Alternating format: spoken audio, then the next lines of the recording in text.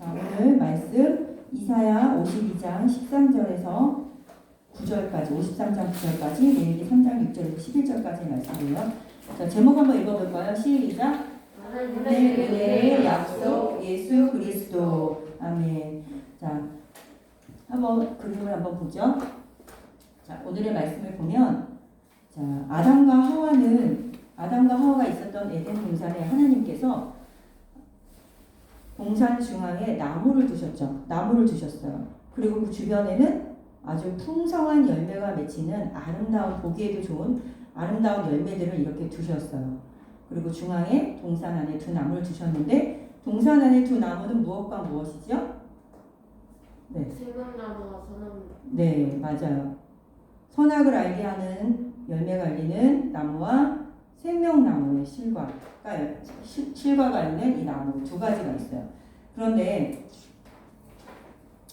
이 두 가지는 우리가 지난주 시간에 말씀을 드렸던 것처럼 하나는 영원한 생명을 얻는 나무고, 하나는 먹으면 죽으리라 하나님이 말씀하셨던 나무예요.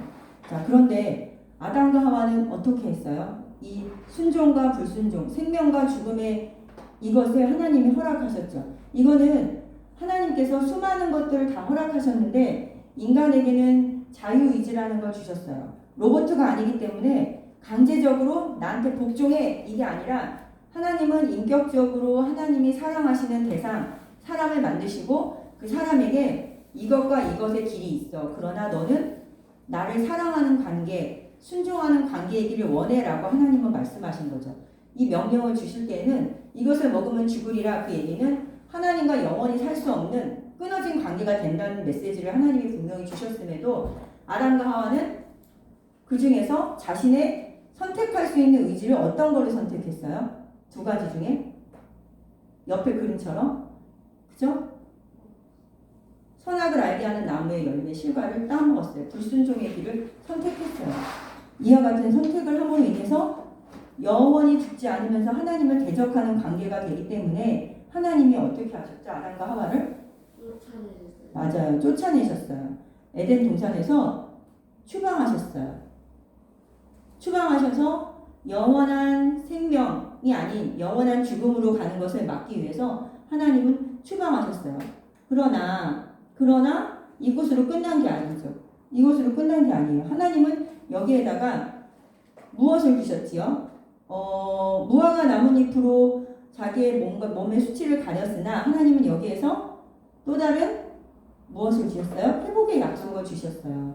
창세기 3장 15절 한번 읽어볼까요? 시작. 내가 너로 여자와 원수가 되게 하고 너의 후손도 여자의 후손과 원수가 되게 하리니 여자의 후손은 내 머리를 상하게 할 것이요 너는 그의 발꿈치를 상하게 할 것이니라 하시고, 자, 이 말씀은 하나님이 그럼에도 불구하고 영원히 죽음으로 갈 수밖에 없는 아담과 하와에게 약속의 말씀을 주셨어요. 약속의 말씀을 주셨어요. 어떻게 하냐면 내가 너희를 반드시 회복하겠다. 영원한 사망으로 갈 수밖에 없는 죄의 길을 선택해서 나와 끊어진 관계가 되었고 에덴에서 추방을 당했고 나와 영원히 함께할 수 없는 상황에 처했지만 그 가운데에도 내가 너희에게 회복을 주겠다 라는 구원의 약속을, 메시지를 주셨어요. 그 메시지는, 회복의 약속은 얼마나 놀라운 것이냐 하면 아담과 하와가 자신의 수치를 보고 눈이 밝아져서 몸을 가리기 시작했죠. 또 하나님의 얼굴을 낯을 피해서 숨기 시작했어요.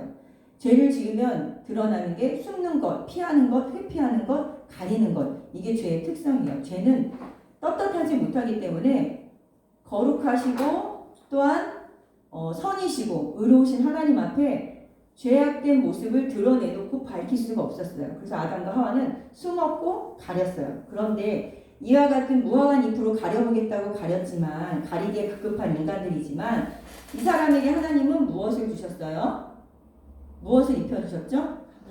그래요. 말라서 비틀어지면 자신의 수치가 다시 속히 밝히 드러나 보일 수밖에 없는 무화과 잎을 제하고 거기에 동물의 피, 제물의 피로 인한 가죽옷을 입혀주셨어요. 하나님이 대신 수치를 가릴 수 있는 가죽옷을 입혀주셨어요. 이것은 아까 이전에 설명했던 것 같이 회복에 대한 약속을 이들에게 표현해 주시는 부분이에요. 그러니까 이것을 통해서도 하나님은 우리가 우리 스스로 우리의 죄를 가리려고 하면 그것은 밝히 드러나고 영원할 수 없지만 하나님이 입혀주신 이 옷으로는 우리의 수치를 가릴 수 있구나라는 이 가죽옷을 통해서도 하나님은 피해 제사를 통해서 또한 양을 통해서 하나님이 원하시는 방법으로 우리의 수치를 가려주실 것이다 라는 회복의 약속을 다시 한번 말씀해 주시는 것이죠.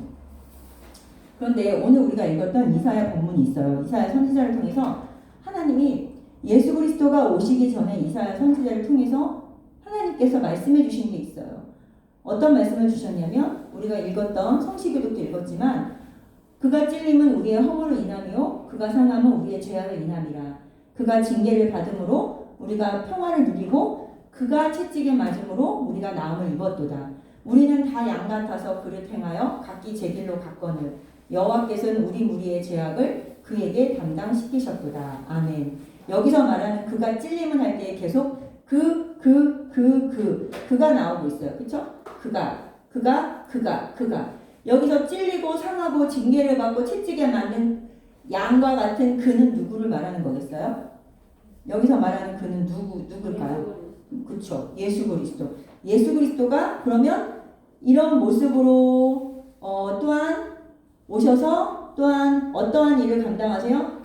우리의 허물 때문에 우리의 죄악 때문에 징계를 받으시고 채찍에 맞으시고 찔리고 상하셨으나 그것으로 인해서 우리가 무엇을 얻어요? 어떠한 그런 대가로 인해서 평화를 누려요. 어떤 평화요? 하나님과 화평한 관계의 평화를 누려요. 모든 것이 회복되는 우리가 나음을 입었도다. 모든 것이 회복되어지는 은혜를 누려요. 이와 같은 결과를 낳아요. 누가요? 예수 그리스도가 오심으로 인해서요. 그러나 우리의 모습은 어때요? 우리의 죄의 모습은 다 양 같아서 그릇 행하여 잘못 행하여 바르지 않아서 각기 자기 소견대로 자기 마음대로 갔지만 그러나 아까 그 시처럼 그러나 하나님께서는 우리의 모든 죄악을 그 예수 그리스도에게 다 담당시키셨다, 맡기셨다라고 말하고 있어요. 근데 예수 그리스도가 이 땅에 오셨을 때 어떤 모습인지 한번 보면 이사야 53장 2절에는 예수님의 모습을 이렇게 표현하고 있어요. 묘사를 이렇게 하고 있어요. 53장 2절에 연한 순과 같고 마른 땅에서 나온 뿌리 같다고도 하고 고운 모양도 없으며 풍채도 없다고 하고 우리가 보기에는 흠모할 만한 아름다운 것이 없다. 자, 이와 같은 모습은 어떠한 것을 묘사하는 것이냐면 예수 그리스도의 오심은 그야말로 흠모할 만한 이 땅에 우리를 대신한 왕으로 오신 모든 것을 소유하신 하나님이시지만 하나님의 아들이시지만 그는 왕궁에서 태어나지 않았어요. 정말 볼품 없이 모양도 없이 아름답지 않은 마국간에서 태어났죠. 낮은 모습으로 태어나셨고 또 사역을 감당하시기 전에 어린 시절도 어떤 부유한 자나 명예가 있는 자나 이름난 자의 부모 밑이 아닌 그저 목수의 일, 하찮은 일을 하는 목수의 일을 감당하면서 아버지 함께 일을 했어요. 그리고 또한 외모 또한 모든 것에 있어서 그렇게 흠모하고 뛰어날 만큼 눈에 보기에 우리의 육신의 눈을 보기에 뛰어날 만한 모습으로 오신 게 아니에요. 여기서 연한 순과 또한 마른 땅에서 나온 뿌리라고 하는 부분은 이것은 어떤 귀중하고 소중하고 특별한 존재를 표현할 때 이 당시 때 문화로 나온 뿌리와 같다. 마른 땅에서 나온 뿌리, 연한 순과 싹이라는 표현은 이와 같은 묘사의 표현은 그와 같은 우리나라에 말하면 어떻게 말하면 개천에서 용났다 이와 같은 것처럼 웃긴 소리지만 그와 같이 아무것도 아닌 곳에서 특별한 존재, 특별한 사람이 생겼다라는 의미로 이와 같은 표현을 쓰고 있어요. 그래서 이와 같은 예수님의 나타나심이 볼품은 없었지만 그는 대단하신 분이라는 거죠. 자, 그가 찔림은 우리의 허물로 인함이요 그가 상함은 우리의 죄악의 인함이라에 이사야 53장에 나오는 이 부분은 예수 그리스도가 이 땅에 오셔서 우리를 대신하여 짓는 고난의 모습을 나타내고 있어요. 그쵸? 우리의 허물로 인해서 그가 찔렸죠. 창에 찔리셨고 가시관에 찔리셨고 모든 것이 상하셨어요. 그래서 그 육체가 상했죠. 또한 징계를 받아 채찍에 맞고 그러므로 인해서 고통을 당하시고 십자가에 달려 죽으심으로 인해서 우리가 나음과 회복을 얻었어요. 죽으심으로 인해서. 자, 레위기 3장 6절을 전사님이 오늘 이야기를 하는데 이것과 무슨 상관이 있냐면 그래요. 예수 그리스도의 이 땅에 오셔서의 받는 고난은 레위기 3장 6절에 이 부분은 이스라엘 백성들이 하나님 앞에 드리는 제사의 모습인데 이것을 통해서 예수님이 이 땅에 오셔서 어떻게 죽으셨는지 그것이 무슨 연관이 있는지 구약의 제사와 무슨 연관이 있는지를 알려주고 있어요. 레위기는 이스라엘 사람들이 하나님 앞에 드리는 제사법에 대한 예배의 형식이 나와 있는데 제사의 형식이 나와 있는데 이것에는 다 목적이 뭐냐면 장차 오실 예수 그리스도가 이렇게 오실 거야. 그리고 너희들의 죄를 이렇게 구속할 거야 라는 것을 보여주기 위한 게 제사의 형식이에요. 그래서 그것을 통해서 내가 너희를 만날 거야 라는 것을 하나님이 알려주시기 위한 표식이 바로 이 제사거든요. 그런데 이 제사에 예수 그리스도에 대한 부분이 나온단 말이에요. 만일 여호와께 예물로 드리는 화목제의 희생이 아니면 수컷이나 암컷이나 흠없는 것으로 드릴지며 라고 하는 레위기 3장 6절의 말씀은 하나님 앞에 소나 양이나 제물을 가지고 갔을 때 흠없는 것으로 드리래요. 우리 지난주에도 이전에도 이 설명을 했는데 하나님께 드리는 것은 흠이 있으면 돼야 안 돼요? 안 되죠. 거룩하신 하나님 앞에는 흠이 있는 것을 드리면 안 돼요. 하물며 우리가 인간 세상에서도 대통령이나 높은 사람에게 줄 때 가장 좋은 것을 드리는 것처럼 하나님 앞에도 흠이 없는 것을 드려야 돼요. 그래서 지난번에 그 얘기를 했죠. 흠이 없는 양이나 소와 제물을 하나님 앞에 회막에 성막에 가지고 올 때 제사를 지러 가지고 올 때 상하지 않도록 애써서 정성을 다해서 돌보고 보살피면서 그것을 잘 지켜서 가지고 와서 하나님 앞에 드렸다. 너희는 너희들의 소중한 모든 것을 가지고 하나님 앞에 택하신 곳으로 가지고 나와라 라는 그것에 대한 예배를 지난번에 드리면서 설교 말씀을 드렸어요. 그렇죠? 그와 같이 하나님 앞에 드리는 이 제물은 흠이 있으면 안 돼요. 그와 같이 예수 그리스도의 오심은 자, 누구인 것 같아요? 이 그림이? 천사를 만나고 뭔가 메시지를 전달받고 있어요. 이 여자가 누굴까요? 누굴까요? 마리아? 맞아요. 마리아예요. 천사가 나타나서 성령으로 잉태할 것을 말씀하시는 부분이에요. 자, 마리아는 성령으로 잉태했어요. 자, 사람은 아담과 하와로부터 죄인이 자녀를 낳으면 또 죄인이에요. 죄인이 죄인을 낳고 죄인이 죄인을 낳고 그러면 계속 죄가 계속 내려오죠. 이와 같은 것을 아담과 하와로부터 계속 내려오는 죄를 원죄라고 해요. 원래부터 처음부터 지어져 있어서 계속되어 온 죄, 유전되는 죄, 이걸 원죄라고 해요. 그리고 우리가 행위를 따라서 무엇인가 잘못 짓는 죄를 자범죄라고 하죠. 우리가 고의적으로 어떠한 것들을 짓는 것을 자범죄라고 해요. 그러면 수많은 죄 가운데 잉태된 죄인들을 죄가의 죄인들은 흠이 있는 거예요, 없는 거예요? 그러면 흠이 있죠. 죄인이 죄인을 낳으면 흠이 있죠. 계속 흠이 있는 사람들이 계속 태어나는 거예요. 그런데 예수 그리스도의 탄생은 동정녀 마리아로부터 났어요. 자, 사람은 남자와 여자가 만나서 아이를 낳게 되어 있어요. 잉태하고 출산하게 되어 있는데 동정녀 마리아는 남자와 해서 낳았어요? 아니면 예수 그리스도를 혼자 낳았어요? 성령님의 도우심으로 임한 가운데 혼자 낳았죠. 남자와 육체의 관계를 통해서 낳은 게 아니에요.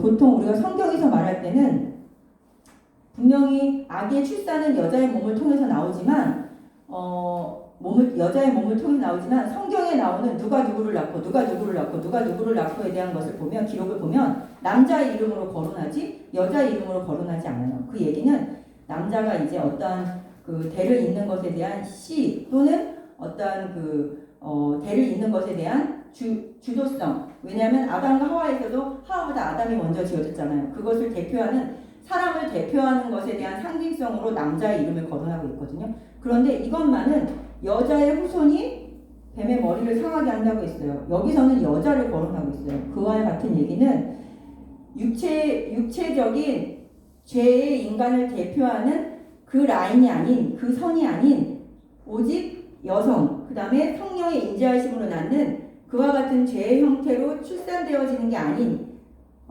다른 탄생을 의미하는 거예요. 그래서 예수 그리스도는 죄 가운데 태어나지 않으셨기 때문에 죄가 없으신 분이죠. 흠이 없으신 분이에요. 그래서 이와 같이 흠이 없는 양처럼 흠이 없이 죄가 없이 하나님의 아들로 태어나셨어요. 그리고 그 예물의 머리에 안수하고 회막 앞에서 잡을 것이요 아론의 자손은 그 피를 단 사면에 뿌릴 것이며 이와 같은 양을 끌고 와서 그 머리에 안수를 하지요. 안수를 해요. 자, 그러면 동물의 머리에 넣고 죄인이 안수를 하면 그 죄가 동물로 전가돼요. 이것을 옮겨간다라고 하는데 이 사람은 자유하게 되고 이 죄가 동물에게 가는 거죠. 그러면 이 동물은 이 제물은 어떻게 해요? 각을 떠서 그 피를 단의 사면에 발라요. 이렇게 이제 각을 떠서 죽여서 이 피를 번제단에 사각 뿔이 있어요. 아마 예전에 유치부는 이거 만들어 봤을 거예요. 이 단 번제단에 사각 뿔에 피를 발라요. 묻혀요. 그리고 제물을 태워요. 이와 같은 예배 형식을 띠는데 이것은 이제 사방, 동서남북 모든 곳에 예수님의 피를 뿌린다라는 의미도 있는데 어쨌거나 이와 같은 제사 형식을 통해서 죄가 전가된 제물이 하나님 앞에 드려짐으로 인해서 이 사람은 자유함을 얻고 이것을 하나님이 흠양하신다라는 의미가 있어요. 그래서 이와 같은 것이 어디에서 동일하게 우리가 상징을 가지고 있냐면 보라 세상 죄를 지고 가는 하나님의 어린 양이로다. 요한복음 1장 29절에 이렇게 말하고 있어요. 세상의 모든 죄들을 짊어지고 가는 어린 양이 누구예요? 예수 그리스도예요. 그 예수 그리스도가 어떻게 됐어요? 십자가에 달려 대신 피를 흘리시고 죽으셨어요. 그래서 이와 같은 제사를 통해서 예수 그리스도를 보여주고 있죠. 예수 그리스도가 어떠한 일을 감당하시는가, 우리의 죄를 구속하시고 이와 같이 돌아가셨다라는 것을 우리가 알 수 있어요. 자, 이것은 죄의 뿌리로부터 수많은 인간들이 나왔지만 아까 이전에 설명한 것과 같이 죄인은 죄인을 낳고 죄인은 죄인을 낳고 수많은 죄 속에 우리가 가두어져 있어요. 사람의 죄는 교만과 분노와 나태와 시기와 탐욕과 탐색과 탐식과 그 외의 모든 악한 거짓된 모든 것들이 우리로부터 계속 발생이 되고 계속적으로 그와 같은 일들이 일어나죠. 그래서 우리는 죄인이에요. 이 세상에 의인은 없으면 하나도 없다고 했어요. 그러니까 모두 죄인이에요. 그런데 하나님께서 이와 같은 상태를 내버려 두시지 않았죠. 하나님은 아담과 하와가 죄를 지었을 때 그 즉시 죄를 지은 즉시 하나님은 바로 회복의 약속을 주세요. 두고 보다가 니들이 어떻게 하나 보다가 회복의 약속을 주시는 게 아니라 범죄하자마자 하나님이 바로 즉시 회복의 약속을 주세요. 그러니까 하나님은 늘 우리를 주목하시고 어떻게 하면 이들을 나와 함께하는 영원한 의인됨, 거룩함의 백성으로 함께할 것인가에 대한 늘 그것에 대한 열망, 열심, 하나님의 소원이 늘 계시다는 거죠. 자, 회복의 약속은 이와 같아요. 하나님의 약속은 회복은 인간의 의로움으로 우리가 무엇을 행위를 통해서 하나님 앞에 의에 이를 수 있어요? 하나님께 의로 갈 수 있나요? 의인이 될 수 있나요? 거룩한 하나님과 함께 할 수 있나요? 없어요. 거룩하신 하나님은 흠도 없는 재물을 받으시는 것처럼 거룩하신 하나님 앞에는 거짓과 흠이 있으면 안 돼요. 근데 우리는 이렇게 거짓투성이에요. 악투성이에요. 죄투성이에요. 이런 인간이 하나님 앞에 갈 수 없어요. 그래서 인간의 의로는 우리의 행위로는 하나님의 의에 미치지 못해요. 아무리 우리가 의롭다고 하더라도 하나님의 의에 이를 수 없어요. 그 의는 하나님과 점점 멀어지거나 또는 등을 돌리는 더욱더 멀어지는 관계밖에 안 돼요. 근데 그런데도 하나님은 회복의 약속을 주셔서 어떻게 하셨냐면 하나님은 이와 같은 말씀을 성경을 통해서 우리한테 해주세요. 난 너를 떠나지 않을 거야. 자, 언약 포기하지 않는 사랑. 하나님은 우리를 절대 포기하지 않으세요. 하나님이 한번 내 백성이다 라고 지명하여 부르신 백성은 절대 포기하지 않으세요. 마음도 변하시지 아니하시고 불변하실 뿐만 아니라 영원하세요. 그래서 그 약속은 참으로 신실하신 사랑이고 신실하신 약속이에요. 그 사랑 안에 마음이 변치 않도록 자물쇠를 채워놨죠. 하나님의 사랑은 이와 같아요. 우리의 사랑은 쉽게 변하고 변질되지만 하나님의 사랑은 절대 변하지 않아요. 그래서 이 사랑은 어디로부터 온 사랑이에요? 어디로부터 나타나서 어디로부터 어떻게 형태를 나타내고 있어요? 하나님의 의가 우리에게 드러난 게 뭐예요? 예수 그리스도의 죽으심이죠. 십자가의 죽으심. 하나님의 의가 나타났으니 하나님의 그 의가 선하심이 나타났으니 그게 뭐예요? 예수 그리스도의 죽으심이에요. 십자가에 못 박히심. 그래서 우리가 찬양해도 그 손 못자국 만져라가 도마처럼 그 못자국을 만져야지만 우리가 믿겠다 이게 아니라 그 못자국을 기억해라. 누구를 위해서 죽으셨는지 그 못자국을 기억해라. 너를 얼마나 사랑하셨는지 그것을 깨닫기 위한 찬송이거든요. 자, 이와 같이 십자가에 못 박히심은 자, 우리가 갈 수 있는 하나님께 의로 갈 수 있는 것은 오직 뭐예요? 다시 한번 볼까요? 자, 우리가 하나님께로 갈 수 있는 의롭다 하심을 입는 것, 거룩하다고 인정을 받는 것, 하나님의 온전한 백성이 되는 것, 구원받고 천국에 가는 것, 하나님과 영원히 함께하는 영생을 누리는 것, 그 모든 것은 어디로 향해요? 어디로 향할까요? 바로 예수 그리스도께로 향해요. 예수 그리스도의 못 박히심, 죽으심을 십자가에 달리심이 나의 고백이 되어질 때, 그 사랑이 불변한다는 하나님의 신실함을 믿을 때, 그것이 바로 곧 믿음이고, 그 믿음으로 말미암아 우리는 하나님께로 갈 수 있어요.